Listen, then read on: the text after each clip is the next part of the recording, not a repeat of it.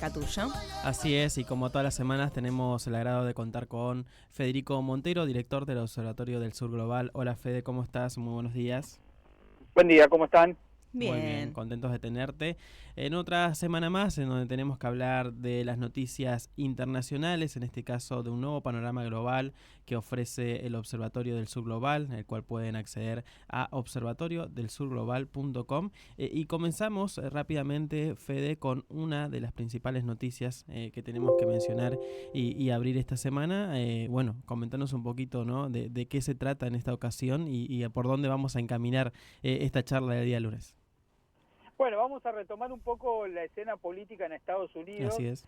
Porque hubo una novedad importante que se realizó la convención del Partido Demócrata, que fue una formalidad para finalmente consagrar como candidata a Kamala Harris.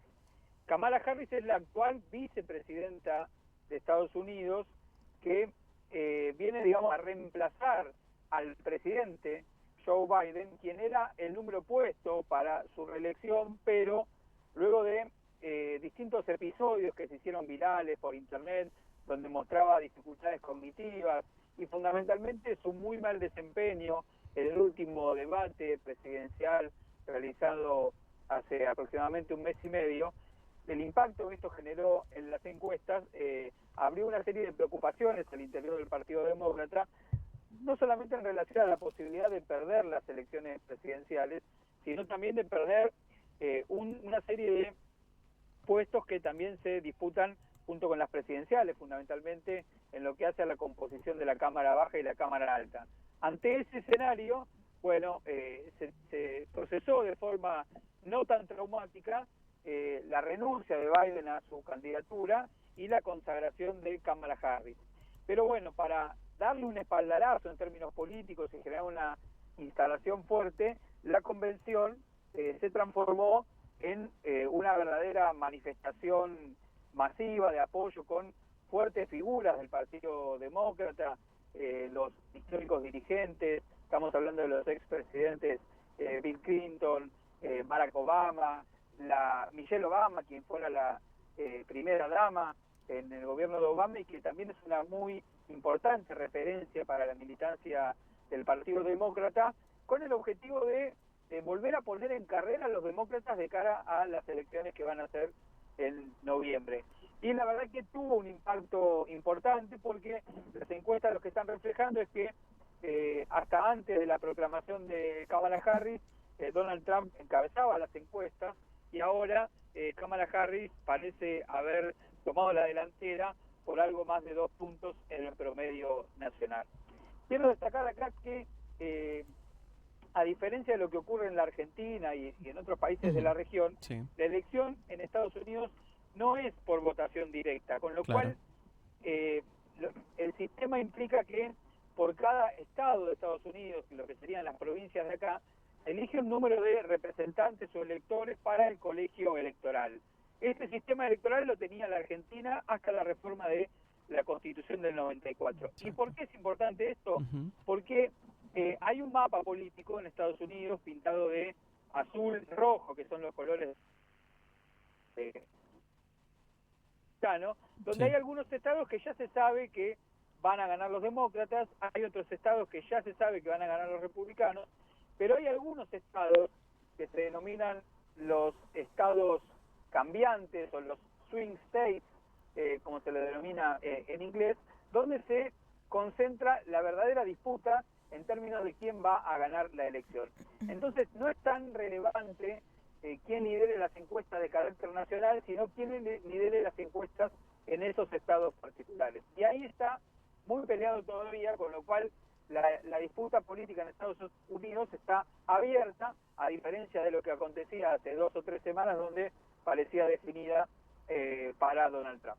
Entre una de ellas es Michigan, Wisconsin, Pensilvania, ¿no?, que lo mencionas también ahí en la página, en esta nota y en este panorama global del observatorio, para entender un poquito, como bien vos decías, Fede, esto, ¿no?, la manera en que ellos tienen sus elecciones, ¿no?, el sistema electoral, que incluso se puede dar que un candidato tenga más votos en cantidad, pero no así en la cantidad de electores que necesitan. Exactamente. Bien vos decías, digamos, mencionabas algunos estados, también están Georgia, que es un estado muy Sí, determinante, Carolina del Norte y otros más. Eh, claro, puede suceder que la suma total de los votos que un candidato tenga, considerando estados muy poblados, exacto. sea inferior a la suma total de los votos que tiene el otro candidato, Ujú. pero ese otro candidato se haga fuerte en estados menos poblados, pero que tienen en la suma total mayor cantidad de representantes. Esto Exacto, hace algunas de las distorsiones del exacto. sistema electoral norteamericano, que tiene elementos que no son del todo democráticos, Ujú. en comparación con las democracias con más votación directa como las que conocemos nosotros. Pero bueno, más allá de estos detalles técnicos, la expectativa está puesta en que los demócratas vuelven a estar en carrera. Se avecinan meses de enorme tensión y disputa política, con un escenario también en el debate público que ha cambiado, porque tenemos por primera vez a una candidata mujer afrodescendiente, que hace de su historia proveniente de un hogar humilde, sus estudios para ingresar a la universidad, su trabajo como fiscal, y finalmente su acompañamiento a Joe Biden en la presidencia, como una historia de incorporación en la política norteamericana frente a Donald Trump, que ha hecho de el discurso más conservador y más retrógrado respecto de los derechos civiles un eje también de su identidad política. Entonces tenemos que es una disputa política, pero también cultural, por los valores de la sociedad norteamericana. Si nos vamos y nos trasladamos, ¿no? Al conflicto entre Rusia y Ucrania, ¿qué está sucediendo, no? Porque, bueno, se refuerza también el apoyo de Occidente hacia Ucrania, pero también continúa la incursión de Rusia, ¿no? En distintos territorios. Bueno, hacemos una breve actualización del Sí. conflicto. Habíamos hablado la semana pasada respecto de la novedad que significaba que por Ujú. primera vez en el enfrentamiento las tropas ucranianas hubieran incursionado en suelo ruso, en concretamente la región de Kursk, a partir de una avanzada con artillería de tanques y refuerzo también de infantería, que le permite hoy ocupar alrededor de 1.200 kilómetros cuadrados de territorio ruso, y desde allí también proyectar ataques a través aéreos, a través de fundamentalmente drones y algunos misiles que han llegado a ciudades importantes, entre otras también a Moscú, aunque esos ataques no han tenido una efectividad en términos de bajas humanas ni daños significativos, pero no deja de ser un avance que preocupa a las Fuerzas Armadas rusas. Como contrapartida, el avance ruso en la zona de Donetsk, que es una de las provincias que fueron anexadas a Rusia, que antes eran pertenecientes a Ucrania, se consolida en términos de posicionamiento estratégico de cara a una serie de ciudades que tienen un alto valor de conectividad para preservar las líneas de suministro y, en todo caso, hacer cada vez más irreversible la presencia rusa en esos territorios. Podemos decir entonces que hay una especie de una de cal y una de arena Claro, en el enfrentamiento entre Rusia y la OTAN, ya podemos decir, claro. porque Ucrania ha contado, y lo hemos recientemente en esta última incursión, con fuerte presencia de material bélico y ayuda económica, tanto de Estados Unidos como de Europa. Y si hablamos de esa ayuda económica, en la última semana se dio a conocer que una parte importante de que eran activos financieros rusos confiscados por las autoridades europeas luego de comenzada la invasión rusa sobre Ucrania, fueron donados a Ucrania como fondos de guerra, lo cual fortalece un poco el financiamiento que Ucrania siempre está pidiendo a Occidente para poder sostener el frente de batalla. Y finalmente, Sí. en relación a el impacto internacional que Ujú. tiene esta guerra, hay que destacar la presencia del primer ministro de India, Modi, en apoyo a Zelensky, ¿no? Modi es un liderazgo emergente, la India tiene una política independiente, forma parte de los BRICS, es un país que tiene más de 1.200 millones de personas y podría ser o perfilarse como una de las principales economías en los próximos 20 o 30 años, y eso le confiere una capacidad autónoma en el escenario internacional. Hace unos meses se había mostrado cercano a Vladimir Putin, ahora lo hace cercano a Volodymyr Zelensky, para de esta manera mantener un equilibrio en cuanto a la presencia internacional de este país que promete configurarse en una de las próximas potencias a nivel internacional. Sin lugar a dudas, Fede. Y si nos volvemos a la región, a nuestra región, a Latinoamérica, tenemos que hablar de México. Todavía la presidenta electa, Claudia Sheinbaum, no tomó, ¿no? El mando, será el próximo 1 de octubre. Pero el partido Morena, el partido oficialista, está tratando a un proyecto sobre democratización del Poder Judicial, que tanto también se ha hablado en su momento aquí en la Argentina, ¿no? ¿De qué se trata este proyecto? Y bueno, las resistencias, ¿no? que va a haber. Bueno, este es un proyecto que de hace varios años Andrés Manuel López Obrador ha querido avanzar sin éxito en el Congreso mexicano. Se trata básicamente de quitarle un poder o privilegios que tiene el Poder Judicial en México. Por un lado, buscando una democratización en la elección de los jueces mediante justamente cambiar la ley que establece la forma en que se designan y se remueven los jueces, abriendo la posibilidad a la participación popular en la elección de los magistrados. Por un lado, también creando una nueva institución que estaría a cargo de la evaluación del desempeño de los jueces, una especie de consejo de la magistratura, como tenemos en la Argentina, pero a diferencia de lo que acontece en la Argentina, ese consejo de la magistratura, sus integrantes también serían electos por el voto popular, emulando de alguna manera la reforma que durante el gobierno de Cristina Fernández de Kirchner también se quiso realizar sobre el consejo de la magistratura. Y por otro lado también se busca darle una impronta de autoridad a la administración del Poder Judicial en México, que al ser un poder autónomo, por supuesto que no depende del Poder Ejecutivo su presupuesto, pero sí se le busca limitar quizás los privilegios en materia de ingresos que tienen los jueces en México, estableciendo que los jueces no pueden tener un salario mayor que el del presidente de la Nación.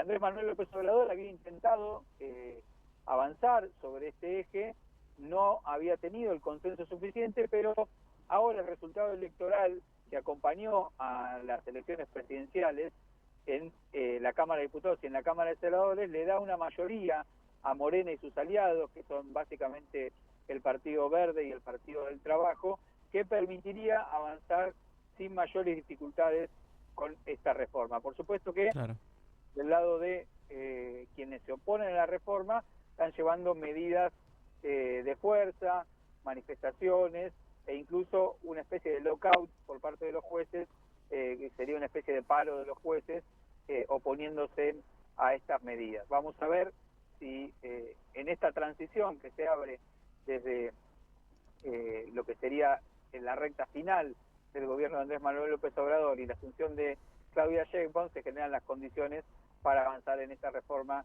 que promete democratizar el Poder Judicial en México. Y si hablamos de justicia, para cerrar este panorama global, tenemos que hablar de que el Tribunal Supremo de Justicia ratificó el triunfo de Nicolás Maduro en las elecciones de Venezuela.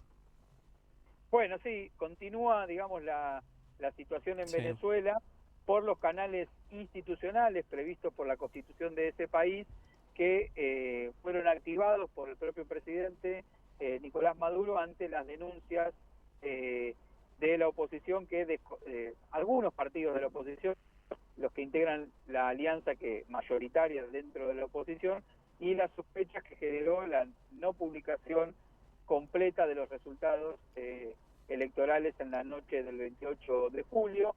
La explicación que argumentaron tanto desde el Consejo Nacional Electoral como desde la presidencia de Venezuela es que Venezuela sufrió un genético que impidió dar lugar a los resultados, y lo que hizo ante esta situación de desconfianza sobre los resultados electorales el presidente Maduro fue activar los canales institucionales que están previstos dentro de la propia Constitución y las autoridades venezolanas, que es resolver los conflictos a través de justamente la justicia, y el Tribunal Supremo de Justicia de Venezuela es la institución a la cual se recurrió. ¿Qué se hizo? Se pidió que todos los partidos políticos que contaran con las famosas actas las presentaran a la justicia para ser verificadas. Así lo hizo el Partido Oficialista, el Partido Socialista Unido de Venezuela, y 9 de los 10 candidatos de la oposición presentaron esas actas. El único candidato que no las presentó fue justamente Edmundo Gutiérrez, quien se auto proclama ganador de las elecciones. Luego de un estudio sobre el resultado de estas actas, el Tribunal Supremo de Justicia dictamina y ratifica los resultados que anunció el Consejo Nacional Electoral, y atención a esto, le ordena al Consejo Nacional Electoral a que publique los resultados de manera completa dentro del plazo previsto por la Constitución de Venezuela, que son 30 días desde el 28 de julio. Así que ahí también hay un elemento más para que el Poder Ejecutivo y el Poder Constitucional de Venezuela sigan avanzando en clarificar todos los aspectos legales vinculados con la elección, con esta exhortación del Tribunal Supremo de Justicia al Consejo Nacional Electoral venezolano para que haga públicos los resultados y las actas de las elecciones del 28 de julio. Así es, muy bien. Entonces, completo entonces este panorama global de este 26 de agosto. Así que lo pueden leer completo para más detalles en observatoriodelsurglobal.com. Muchas gracias, Fede. Nos reencontramos la próxima semana. Hasta el lunes que viene. Pasa Federico Monteiro, director del Observatorio del Sur Global, como siempre nuestra columna, el panorama global, para enterarnos de todas las noticias. Hemos viajado por todo el mundo literal, para enterarnos de estas noticias. Recordá que también te puedes suscribir al canal de YouTube. Recordá para revivir, y si también tenés alguna duda, le consultamos nosotros a Fede y la despejamos en YouTube Radio Municipal FB. Nosotros continuamos con muy buena música. Esto es El Magazine cerca tuyo.